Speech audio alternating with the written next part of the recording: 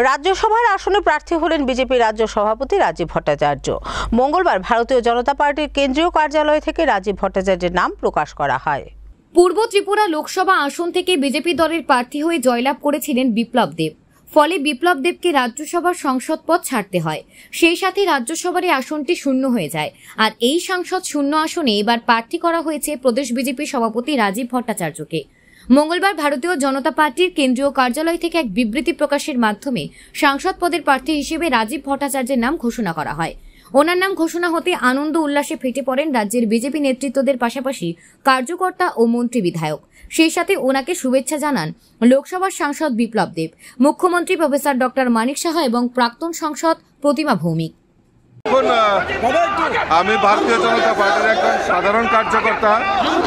আমাকে এত বড় দায়িত্ব দিয়েছে, আমি তার জন্য আমার দেশের যশস্বী প্রধানমন্ত্রী নরেন্দ্র মোদীজি এবং আমাদের রাষ্ট্রীয় সভাপতি আদরণীয় জেপি নাড্ডাজি এবং আমাদের অমিত ভাই শাহজিকে বিশেষ করে ধন্যবাদ দিতে চাই যে আমাকে এই সাধারণ কার্যকর্তা আমাকে আজকে এত বড় জায়গায় বড় পরিসরে কাজার সুযোগ করে দিয়েছে। আর এবং বিশেষ করে ত্রিপুরার বাসীকে আমি ধন্যবাদ জানাই এত বড় সুযোগ আমাকে দেওয়ার জন্য। আশীর্বাদ। দায়িত্ব কি আরো বেড়ে গেছে বলে মনে হচ্ছে? নিশ্চয়ই, ধন্যবাদ।